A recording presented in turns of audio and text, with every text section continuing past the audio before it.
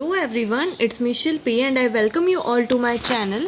आज के इस वीडियो में हम एनवायरनमेंट एंड पॉल्यूशन से रिलेटेड क्वेश्चंस को डिस्कस करेंगे, जो कि हमारे जनरल साइंस के पार्ट में भी इम्पॉर्टेंट है और जिसका भी एनवायरनमेंट ऑप्शनल है उसके लिए भी इम्पॉर्टेंट है, और बॉटनी ऑप्शनल जिसने लिया है उसके सिलेबस में भी एनवायरनमेंट का टॉपिक है। सो एनवायरनमेंट एक जनरल टॉपिक है जो सारे कॉम्पिटिटिव एग्जाम्स में क्वेश्चन उससे पूछा जाता है, और आजकल पॉल्यूशन से रिलेटेड, ग्लोबल वार्मिंग से रिलेटेड और इंटरनेशनल ऑर्गेनाइजेशन से जो भी एनवायरनमेंट से रिलेटेड, उनके कई सारे क्वेश्चंस बहुत सारे एग्जाम्स में हमको देखने को मिलते हैं। So it is very important topic, सारे क्वेश्चंस को ध्यान से पढ़िएगा। So let's begin. First question है, recent reports of acid rains in some industrial cities are due to the effect of atmospheric pollution by A. excessive release of NO2 and SO2 by burning of fossil fuels, B. excessive release of CO2 by burning of fuels like wood and charcoal, cutting of forest and increased animal population, C. excessive release of NH3 by industrial plants and coal gas, या D. excessive release of CO in atmosphere by incomplete combustion of coke, charcoal and other carbonaceous fuels in positive of oxygen। अब देखिए, इस acid rain के question को घुमा फिरा के पूछा है, सो कंफ्यूज नहीं होना है। एसिड रेन कौन कॉज करता है? NO2 and SO2। सो इसका करेक्ट आंसर हो जाएगा A। ठीक है, क्वेश्चन को बहुत लंबा और बहुत सारे ऑप्शन इस तरह से लिख करके कंफ्यूज करने की कोशिश की गई है, तो इस टाइप के क्वेश्चंस आ सकते हैं। नेक्स्ट क्वेश्चन है, which of the following atmospheric pollutant is not produced by the exhaust of motor vehicles in Delhi? A. SO2, B. Fly ash, C. CO या D. Hydrocarbon gases. So Delhi ऐसे एक city का नाम लिख करके कंफ्यूज किया जा सकता है, बट कंफ्यूज होने की ज़रूरत नहीं है। ऑप्शंस को देखते हैं। A है SO2, ये बिल्कुल निकलता है व्हीकल्स में से। B. Fly ash, fly ash इसका ऑप्शन नहीं होगा। सो करेक्ट आंसर है इसका B. फ्लाई ऐश, ये इंडस्ट्रीज में से निकलता है। ठीक है। C. Acid rain contain A. SO2 NO2, B. NO3, C. O3 या D. CO। इसका करेक्ट आंसर होगा A. SO2 NO2। Next, generally speaking the atmosphere in big cities is polluted most by A. Radioactive fallout, B. Household waste, C. Automobile exhaust या D. Pesticide residues. So generally question को हमें पढ़ना है, generally क्या पूछ रहे हैं इसमें, बिग सिटीज़ में पॉल्यूशन किससे होता है।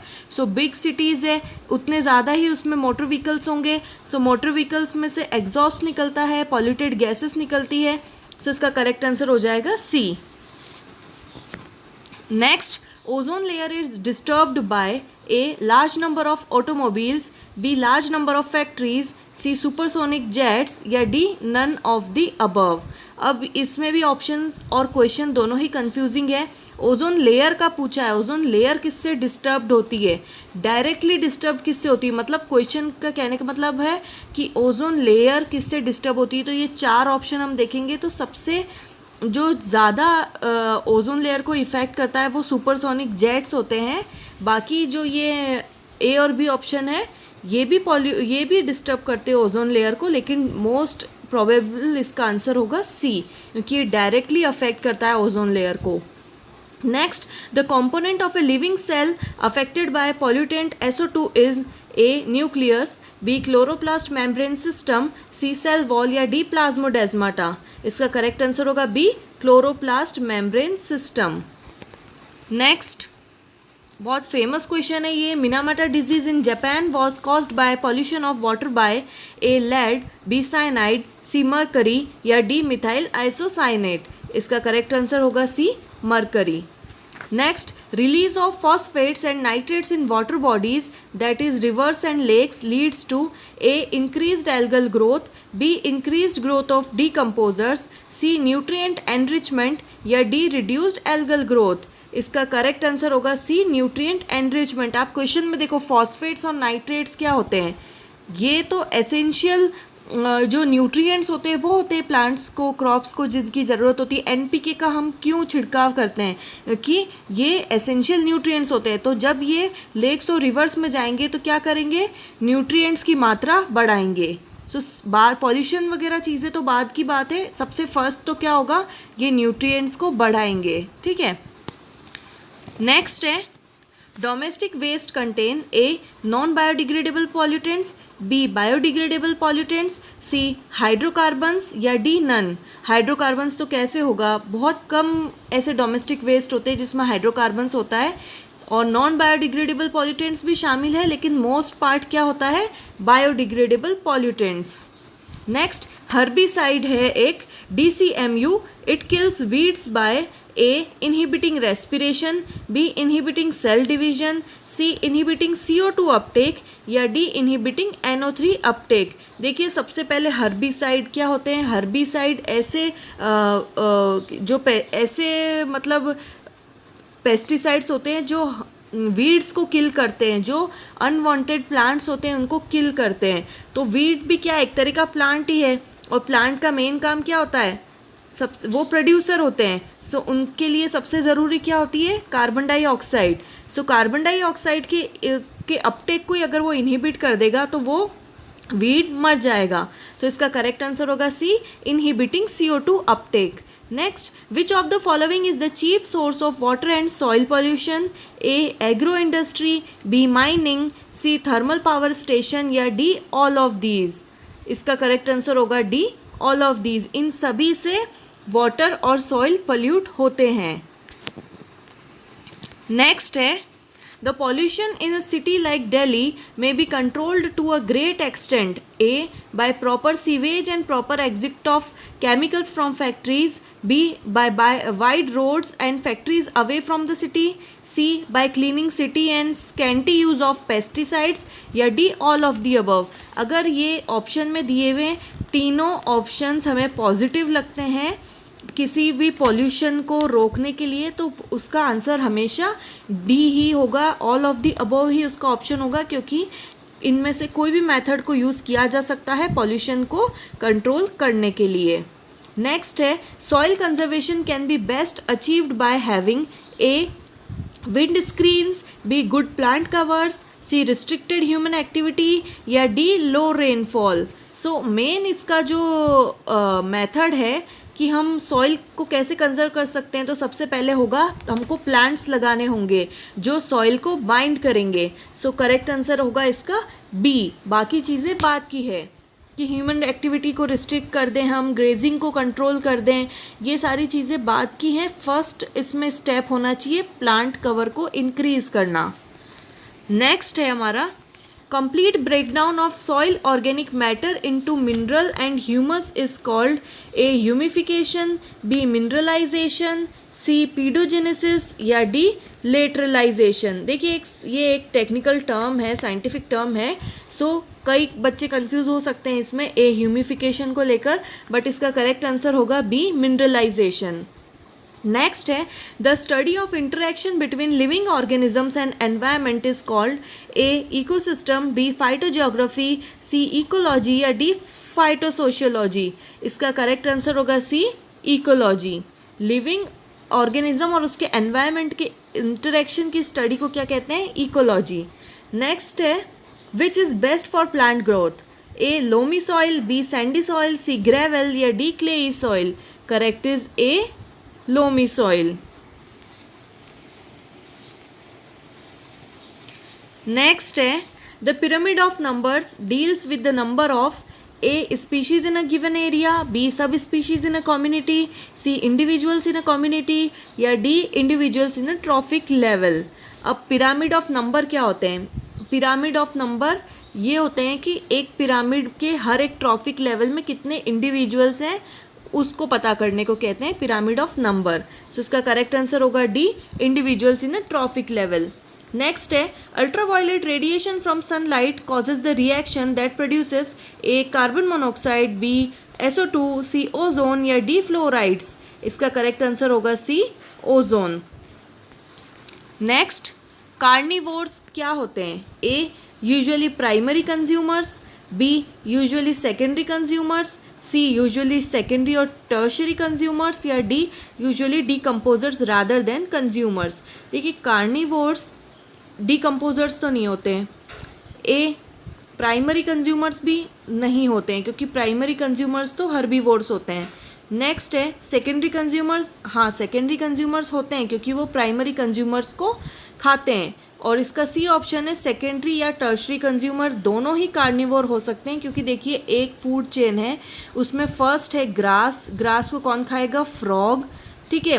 तो ग्रास हो गई प्रोड्यूसर, जो फ्रॉग ग्रास को खा रहा है, सॉरी जो गोट को ले लेते हैं, अगर गोट या शीप है वो ग्रास को खा रही है तो वो प्राइमरी कंज्यूमर हो गई, और उस शीप को कोई टाइगर या लेपर्ड कोई भी खा रहा है तो वो कौन बन जाएगा, ये बन जाएगा सेकेंडरी कंज्यूमर, क्योंकि वो प्राइमरी कंज्यूमर को खा रहा है। सो सेकेंडरी, और उसके ऊपर अगर कोई फूड चेन में होता है टर्शरी कंज्यूमर तो वो सब कार्निवोर होते हैं, ठीक है।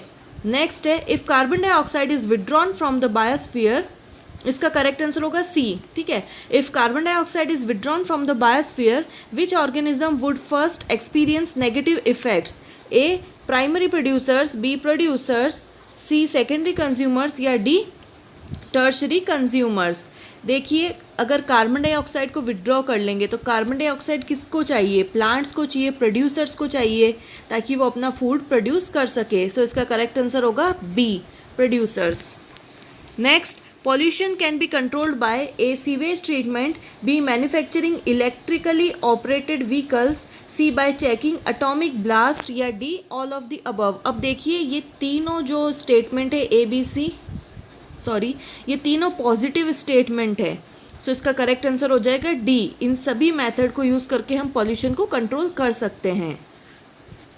नेक्स्ट है इकोसिस्टम के दो कंपोनेंट्स होते हैं, A plants and animals, B weeds and trees, C biotic and abiotic या डी नन।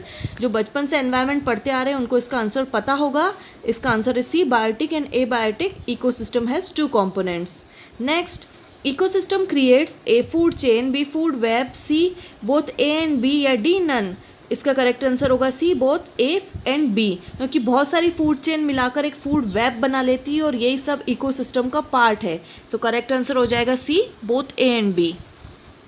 नेक्स्ट हमसे पूछा है which causes water pollution, A 2,4-D and pesticides, B smoke, C automobile exhaust या डी एरोप्लेन्स। देखिए aeroplanes से water pollution का कोई relation नहीं है, स्मोक का रिलेशन है एयर पॉल्यूशन से, ऑटोमोबाइल एग्जॉस्ट का भी पॉल्यूशन एयर पॉल्यूशन से रिलेशन है। सो पेस्टिसाइड्स होंगे, अगर उनको क्रॉप पे छिड़काव करेंगे तो वो रेन वाटर के साथ में बह करके लेक्स और रिवर्स को पॉल्यूट करेंगे। सो करेक्ट इसका आंसर होगा ए। नेक्स्ट, अगर आंसर नहीं भी आता हो तो दिमाग लगा के अगर ऑप्शन को पढ़ेंगे तो हम क्वेश्चन सॉल्व कर सकते हैं। नेक्स्ट है in lake ecosystem pyramid of biomass is A upright, B inverted, C anything is possible या डी नन ऑफ दीज। अगर किसी ने pyramid of biomass, pyramid of number, pyramid of energy, ये सारे अगर किसी ने करेक्टली पढ़े हों तो उसे पता होगा कि बायोमास का जो पिरामिड, लेक के अंदर जो बायोमास का पिरामिड होता है वो इन्वर्टेड होता है, ठीक है, क्योंकि उसमें फाइटोप्लैंक्टन्स और जू प्लैंक्टन्स की पॉपुलेशन बहुत ज़्यादा होती है। करेक्ट आंसर होगा B inverted. Next, man is A producer, B primary consumer, C secondary consumer या D both B and C. देखिए मैन प्रोड्यूसर तो नहीं है, हमें खुद मतलब इस तरह के क्वेश्चन आ जाते हैं जिसमें कॉमन सेंस की ज़रूरत होती है। इसका बी ऑप्शन है प्राइमरी कंज्यूमर, हाँ प्राइमरी कंज्यूमर हो सकते हैं जो वेजिटेरियन होते हैं, ठीक है। सी सेकेंडरी कंज्यूमर भी हो सकते हैं जो नॉन वेजिटेरियन होते हैं, ठीक है। इसका आंसर होगा D both B and C. Next, ozone layer is destroyed by A more release of CO2, B more release of O2, C uses of coal या D chlorofluorocarbons। इसका करेक्ट आंसर होगा D क्लोरोफ्लूरोकार्बन से सबसे ज़्यादा ozone layer destroy होती है। Next है which of the following is a renewable source, A water, B forest, C sunlight या डी पेट्रोल। इसका करेक्ट आंसर है बी फॉरेस्ट, क्योंकि उसको बार बार ग्रो कर सकते हैं। नेक्स्ट क्वेश्चन है हमारा यहाँ पर, so air pollution is not caused by A pollen grains, B automobiles, C industries या D hydro electric power. Correct answer होगा सी हाइड्रो इलेक्ट्रिक पावर, क्योंकि इन तीनों ए बी सी ऑप्शन से एयर पॉल्यूशन कॉज होता है। Next है soil erosion can be prevented by A heavy rains, B deforestation, C afforestation या D overgrazing. देखिए हैवी रेन से तो सॉइल बहकर चली जाएगी, डिफॉरेस्टेशन होगा तो सॉइल लूज हो जाएगी, सी ओवरग्रेजिंग से भी सॉइल इरोजन होता है। सो करेक्ट आंसर होगा इसका सी एफॉरेस्टेशन, मतलब प्लांट कवर को इंक्रीज करना। Next, there is no vegetation in desert because a more activity of goats, b less rainfall, c people destroy them या d all of these। देखिए इसमें भी कंफ्यूज करने वाले ऑप्शन दे रखे हैं, लेकिन इसका करेक्ट आंसर क्या होगा, लेस रेनफॉल। ठीक है, बाकी चीज़ें बात की है, हमें प्राइमरी कॉज देखना है, सेकेंडरी कॉज को नहीं देखना है। मेनली क्या होता है, जब डेजर्ट में स्कैंटी रेनफॉल है तो वेजिटेशन ग्रो होगी ही नहीं, गोड्स खाएगी वो तो बात की बात है, पीपल उसको डिस्ट्रॉय करेंगे वो बात की बात है, लेकिन सबसे फर्स्ट क्या है, रेनफॉल ही नहीं होती। नेक्स्ट है xeric condition refers to A low temperature, B low humidity, C high evaporation या डी एक्सट्रीम टेम्परेचर। इसमें भी बी और डी ये कंफ्यूजिंग क्वेश्चन ऑप्शन दे रखे हैं। इसमें कई लोग लिख देंगे इसमें कि एक्सट्रीम टेम्परेचर की वजह से जीरिक कंडीशन होती है, लेकिन नहीं, लो ह्यूमिडिटी की वजह से जीरिक कंडीशन होती है।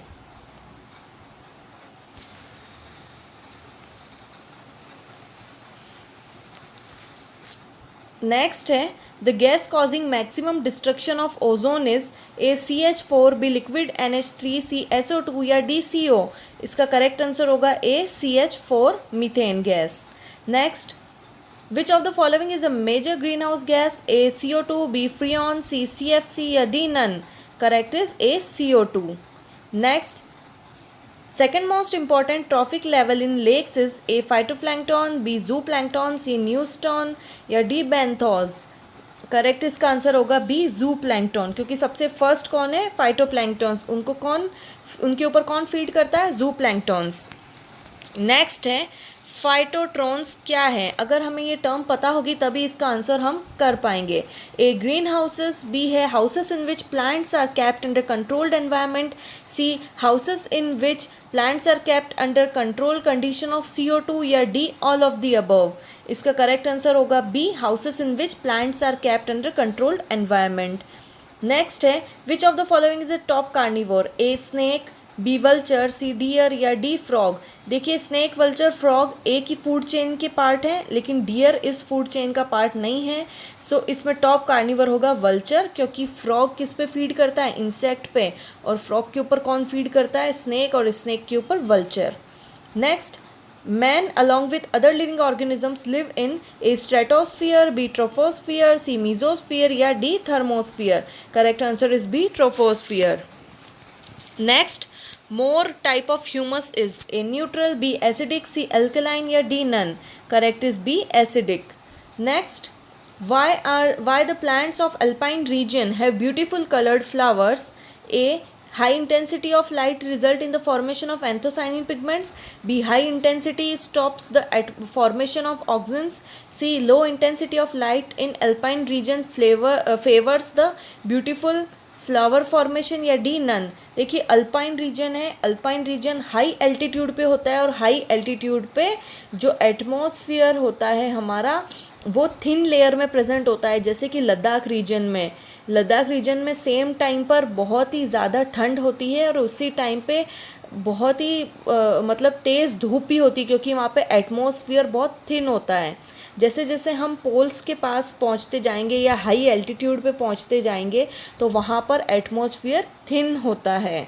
सो इसका करेक्ट आंसर होगा ए, क्योंकि जब एटमॉस्फेयर थिन होगा तो जो सन स्ट्रोक के चांस होते हैं ना ह्यूमंस में वो भी बहुत बढ़ जाते हैं, क्योंकि लाइट की इंटेंसिटी बहुत ज़्यादा आती है जिससे कि एंथोसाइनिन पिगमेंट बढ़ जाता है। So flowers are beautifully coloured. ठीक है, नेक्स्ट है पॉलीमॉर्फिज्म और different shapes of leaf in the same individual is called A isophylly, B heterophylly, C phyllotaxy या डी फिलोडी। इसका करेक्ट आंसर होगा B heterophylly. Next, mangrove plant in Sundarban delta are adapted to A high water content, B saline condition, C dry xeric condition या D none. देखिए mangrove plant कौन सी condition में रहने के लिए अडेप्ट हो जाते हैं, सैलाइन कंडीशन में। ठीक है, बी है। Next, to check the soil erosion best method is A terrace farming, B shelter belts, C wind breaks या D plant cover. Correct answer is D plant cover.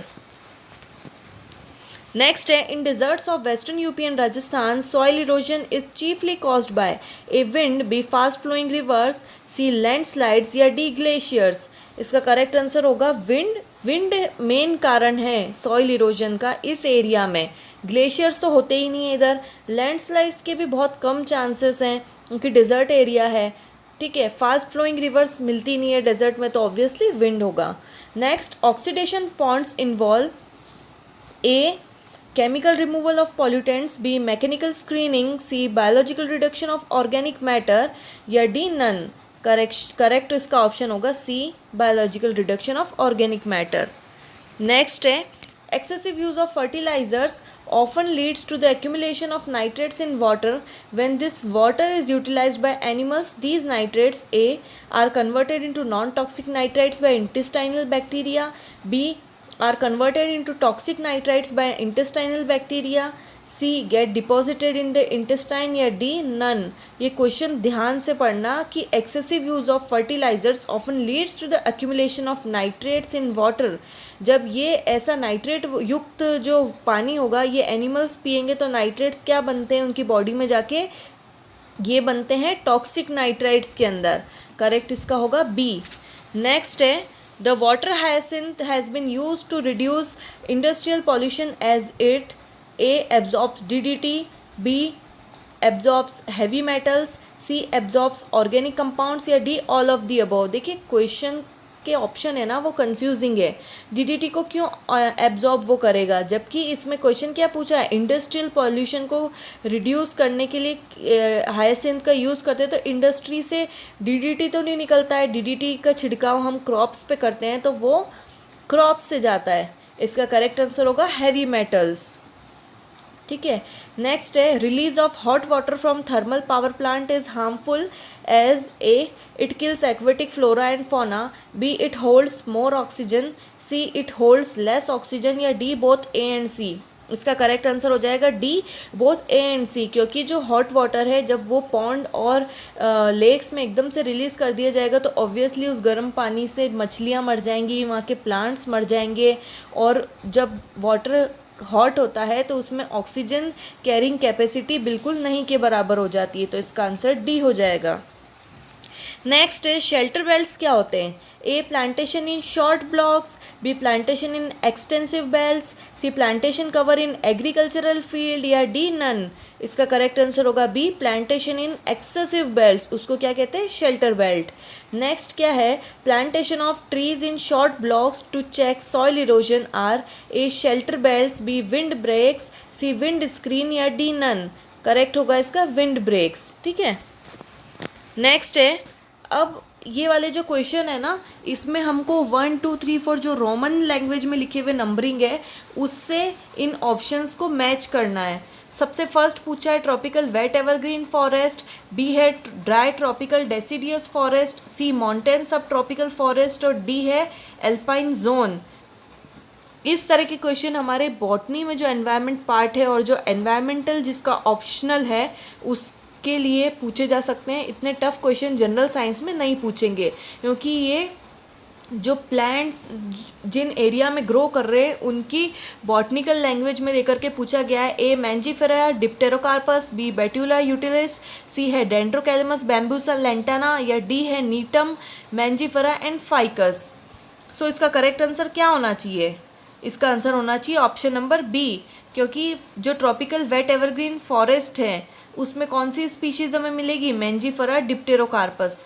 Second है dry tropical deciduous forest, dry tropical deciduous, deciduous मतलब पतझड़ भी है, dry area है, dry है, tropical भी है क्योंकि ह्यूमिडिटी भी ज़्यादा है. तो उसमें हमको कौन से मिलेंगे, बैम्बूसा लेंटाना डेंड्रोकैलमस. सी ऑप्शन है इसमें, सॉरी ये थर्ड नंबर है mountain subtropical forest. Mountain है मतलब एल्टीट्यूड पर है. सब ट्रॉपिकल फॉरेस्ट में कौन कौन से मिलते हैं हमको, नीटम मिलता है, मैंजीफेरा मिलता है, फाइकस मिलता है. और ऑप्शन नंबर फोर्थ है एल्पाइन जोन. एल्पाइन जोन में क्या मिलेगा, बेट्यूला यूटिलिस. ठीक है. इसी तरह हमारा नेक्स्ट क्वेश्चन है, first circulation of water, B circulation of nitrogen, C circulation of food material, D troposphere. और इसका ऑप्शन नंबर ए है dust water and gases above the earth, B food chain, C hydrological cycle, D nitrogen cycle. So देखिए circulation of water को क्या कहेंगे, hydrological cycle. Second है circulation of nitrogen को क्या कहेंगे, नाइट्रोजन साइकिल, ठीक है। और तीसरा है सर्कुलेशन ऑफ फूड मटेरियल, उसको क्या कहेंगे, फूड चेन। और फोर्थ है ट्रोपोस्फियर, ट्रोपोस्फियर में क्या होती है, dust water and gases above the अर्थ। तो इसका करेक्ट आंसर क्या हो जाएगा, सी, जिसमें फर्स्ट का होगा सी, सेकंड का होगा डी, थर्ड का होगा बी और फोर्थ ट्रोपोस्फियर वाले का होगा A. So option number C is the correct answer. अब नेक्स्ट है, the effect of pollution is first and most marked on A natural flora of the place, B natural balance of our environment, C natural fauna of the place, या D all of the above. देखिए कोई भी pollution कहीं भी spread होता है तो सबसे पहले वहाँ की फ्लोरा पर इफेक्ट करता है। सो करेक्ट आंसर होगा ए।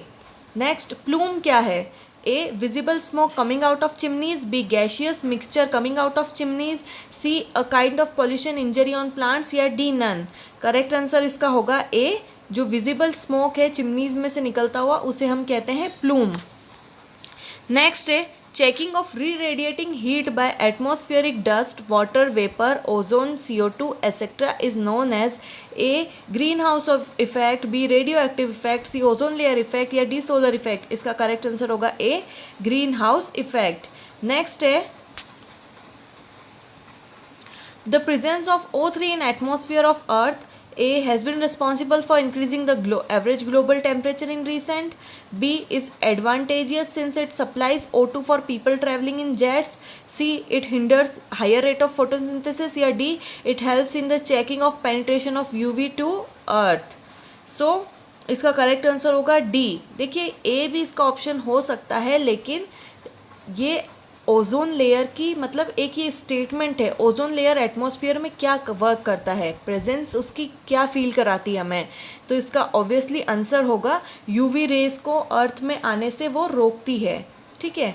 ये ग्लोबल वार्मिंग और ये सारी चीज़ें तो डायनेमिक है, ये चेंज होती रहती है, लेकिन ओजोन तो सदियों से प्रेजेंट है एटमॉस्फेयर में। उसका क्या काम है, वो हमेशा यही काम करती आ रही है कि यूवी रेस को रोकने का, लेकिन ओजोन होल होने के कारण ये सब ग्लोबल टेम्परेचर और ये सब बढ़ना, ग्लोबल वार्मिंग होना, ग्रीन हाउस इफेक्ट, ये सारी चीज़ें अभी मतलब ये बाद की है, ठीक है। इस तरह के क्वेश्चन में कंफ्यूज नहीं होना है, ये स्टेटमेंट टाइप क्वेश्चन है।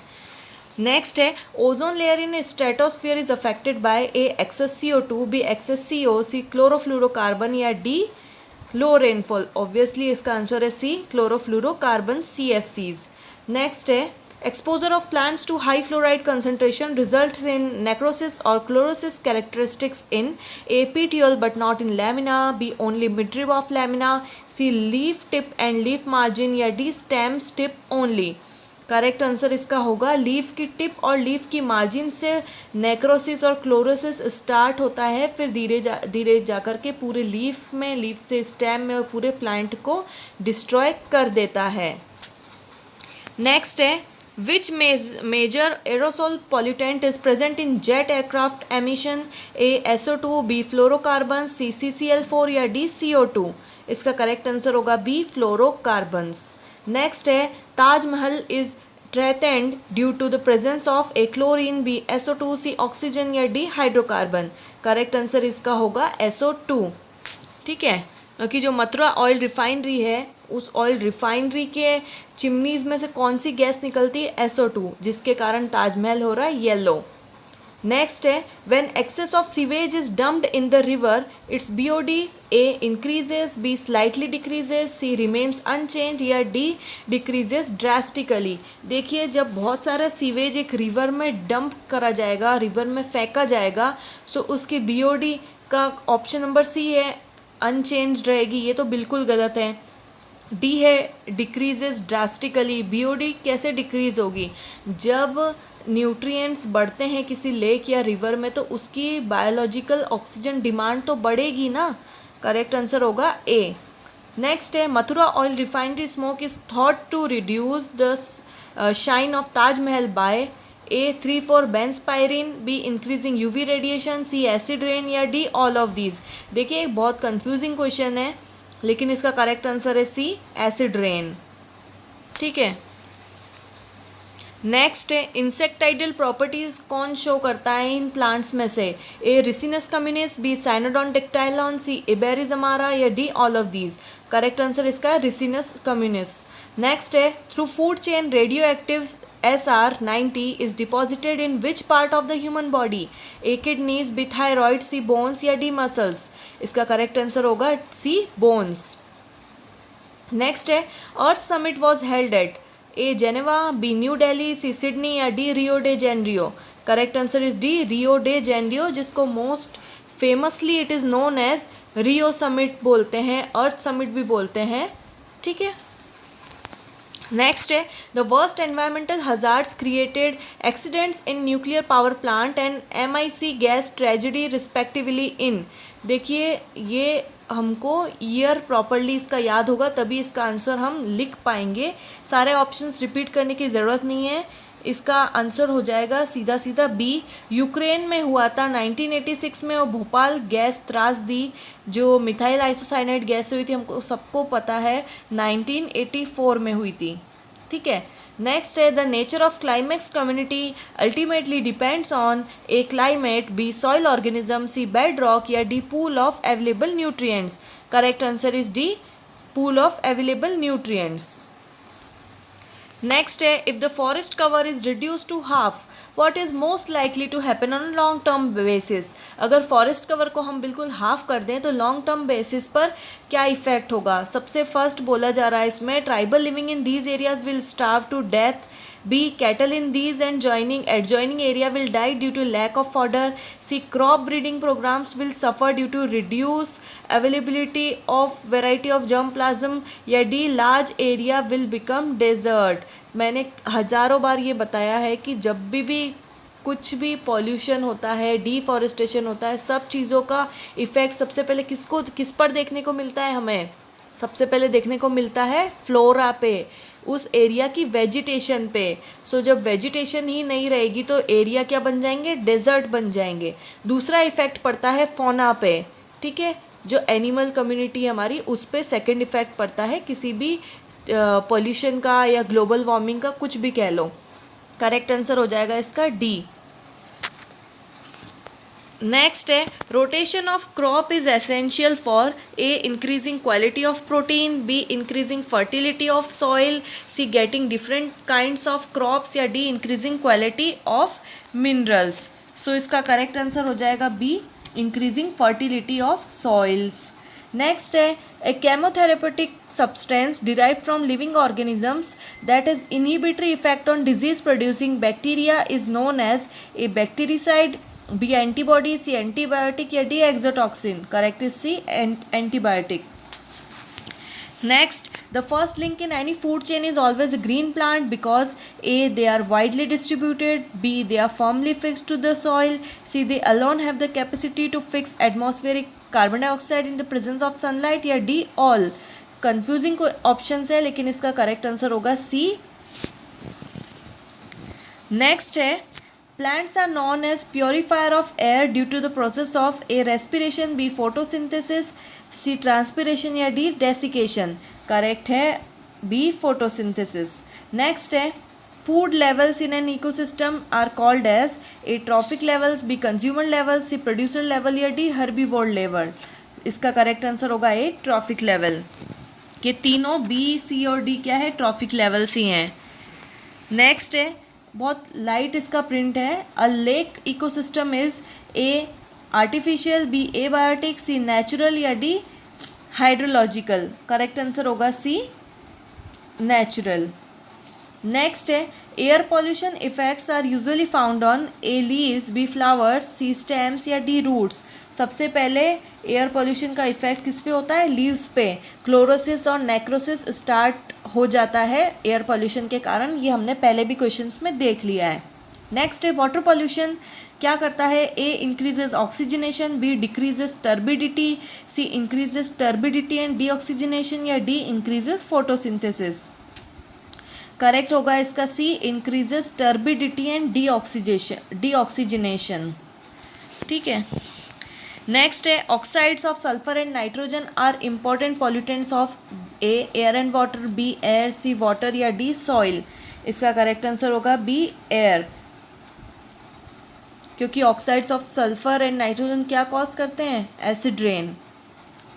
ठीक है, वाटर के तो बाद में होंगे, सबसे पहले किसके होंगे, एयर के पॉल्यूटेंट्स हैं ये।